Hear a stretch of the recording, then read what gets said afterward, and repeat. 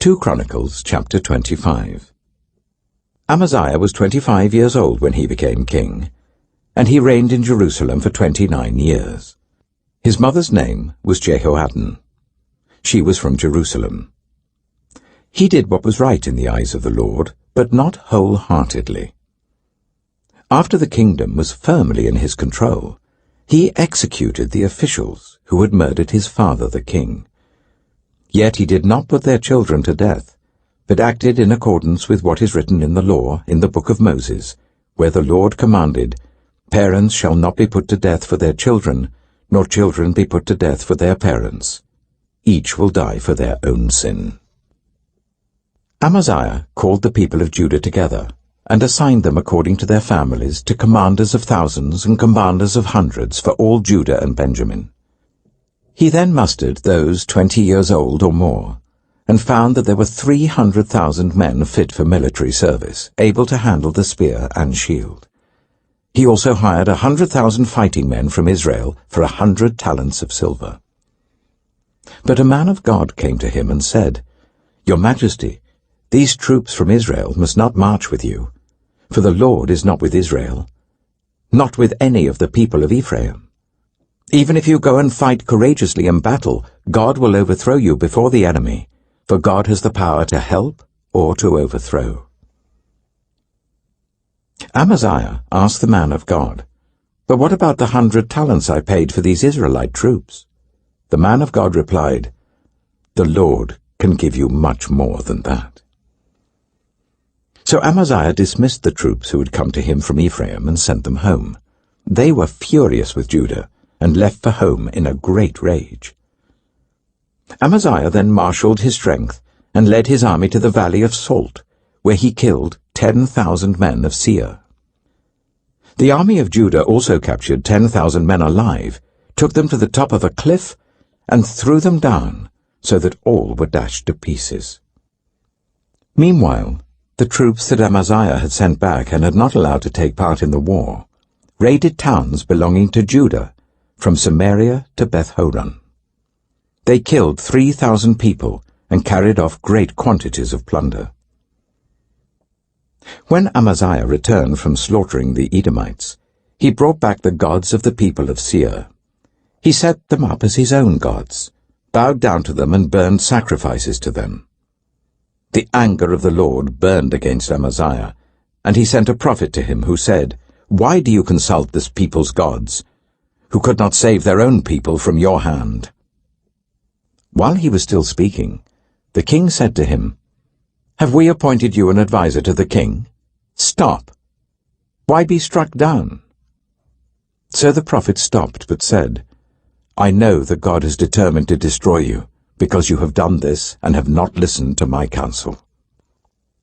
After Amaziah, king of Judah, consulted his advisers, he sent this challenge to Jehoash, son of Jehoahaz, the son of Jehu, king of Israel. "Come, let us face each other in battle." But Jehoash, king of Israel, replied to Amaziah, king of Judah, "A thistle in Lebanon sent a message to a cedar in Lebanon. Give your daughter to my son in marriage." Then a wild beast in Lebanon came along and trampled the thistle underfoot. You say to yourself that you have defeated Edom, and now you are arrogant and proud. But stay home. Why ask for trouble, and cause your own downfall, and that of Judah also? Amaziah, however, would not listen, for God so worked that he might deliver them into the hands of Jehoash, because they sought the gods of Edom. So Jehoash, king of Israel, attacked. He and Amaziah, king of Judah, faced each other at Beth-shemesh in Judah. Judah was routed by Israel, and every man fled to his home. Jehoash, king of Israel, captured Amaziah, king of Judah, the son of Joash, the son of Ahaziah, at Beth-shemesh. Then Jehoash brought him to Jerusalem, and broke down the wall of Jerusalem from the Ephraim gate to the corner gate, a section about 400 cubits long. He took all the gold and silver, and all the articles found in the temple of God that had been in the care of Obed-Edom, together with the palace treasures and the hostages, and returned to Samaria. Amaziah, son of Joash, king of Judah, lived for 15 years after the death of Jehoash, son of Jehoahaz, king of Israel. As for the other events of Amaziah's reign, from beginning to end, are they not written in the book of the kings of Judah and Israel? From the time that Amaziah turned away from following the Lord, they conspired against him in Jerusalem, and he fled to Lachish. But they sent men after him to Lachish, and killed him there. He was brought back by horse, and was buried with his ancestors in the city of Judah. 2 Chronicles, chapter 26. Then all the people of Judah took Uzziah, who was 16 years old, and made him king in place of his father Amaziah. He was the one who rebuilt Elath, and restored it to Judah after Amaziah rested with his ancestors. Uzziah was 16 years old when he became king, and he reigned in Jerusalem for 52 years. His mother's name was Jecholiah. She was from Jerusalem.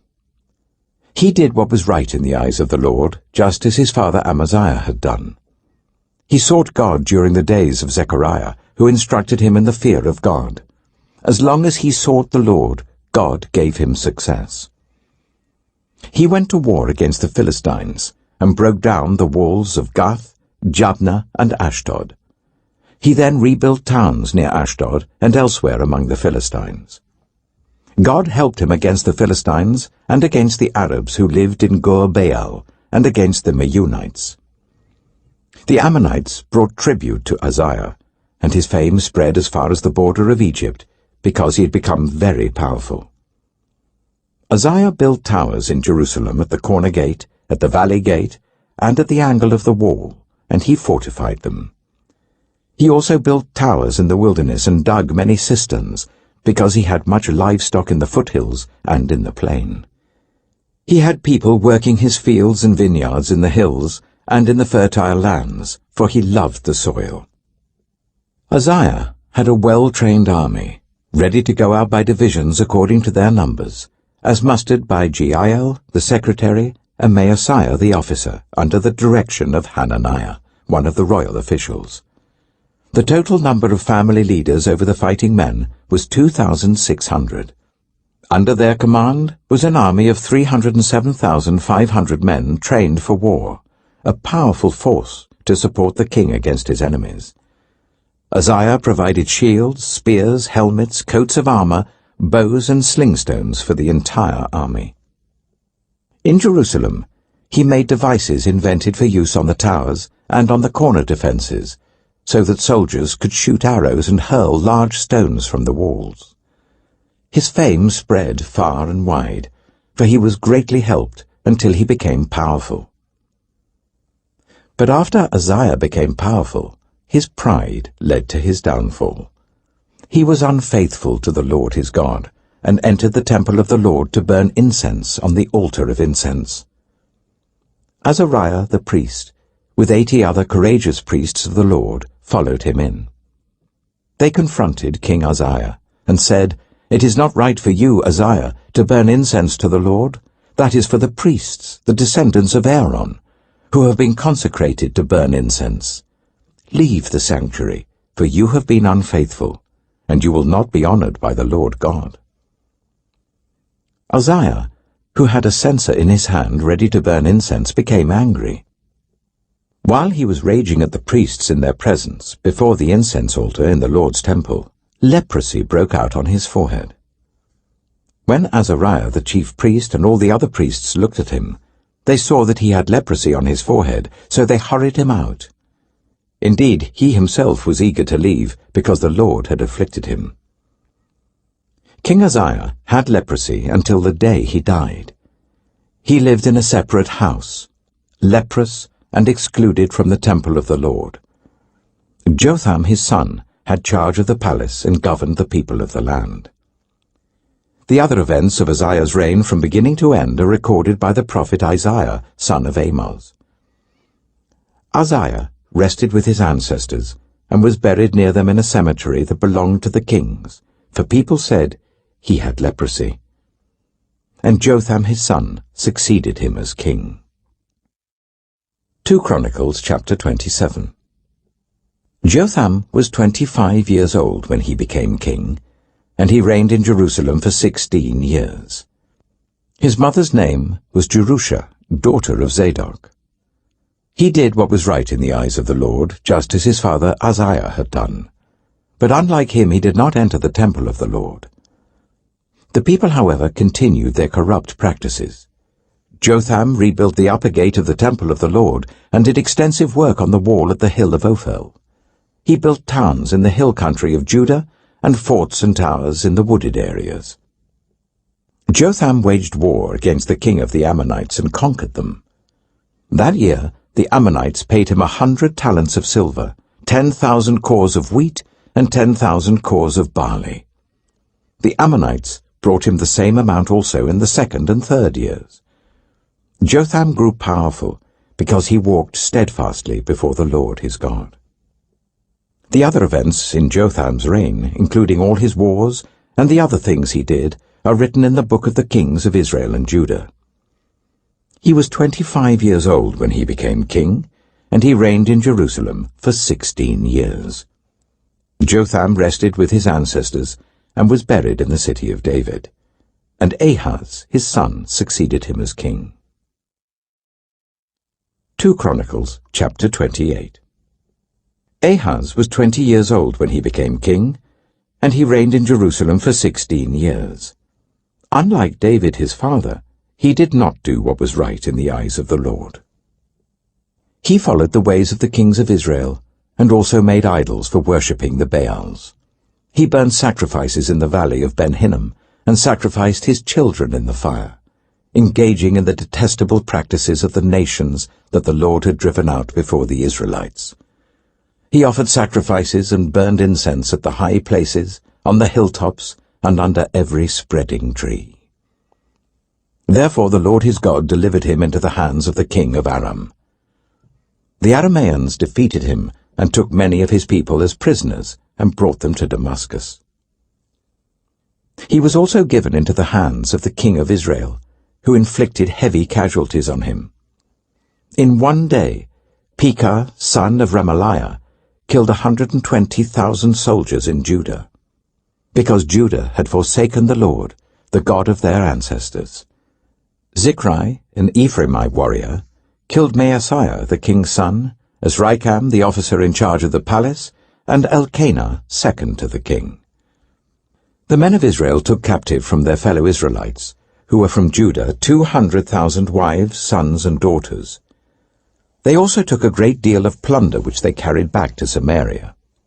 But a prophet of the Lord named Oded was there, and he went out to meet the army when it returned to Samaria. He said to them, "Because the Lord, the God of your ancestors, was angry with Judah, he gave them into your hand. But you have slaughtered them in a rage that reaches to heaven. And now you intend to make the men and women of Judah and Jerusalem your slaves.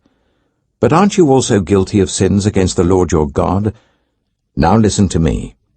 Send back your fellow Israelites that you have taken as prisoners, for the Lord's fierce anger rests on you." Then some of the leaders in Ephraim, Azariah, son of Jehohanan, Berechiah, son of Meshillemoth, Jehizkiah, son of Shallum, and Amasa, son of Hadlai, confronted those who were arriving from the war.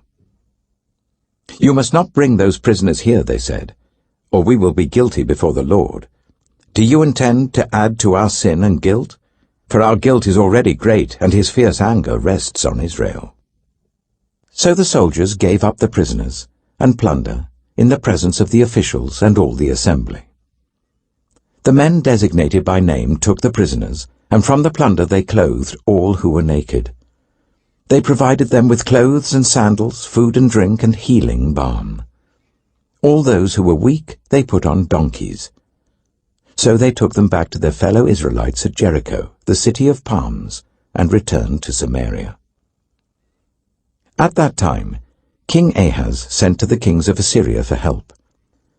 The Edomites had again come and attacked Judah and carried away prisoners, while the Philistines had raided towns in the foothills and in the Negev of Judah. They captured and occupied Beth-Shemesh, Ajalon, and Gederoth, as well as Soko, Timnah, and Gimzo, with their surrounding villages. The Lord had humbled Judah because of Ahaz king of Israel, for he had promoted wickedness in Judah and had been most unfaithful to the Lord. Tiglath-Pileser, king of Assyria, came to him, but gave him trouble instead of help.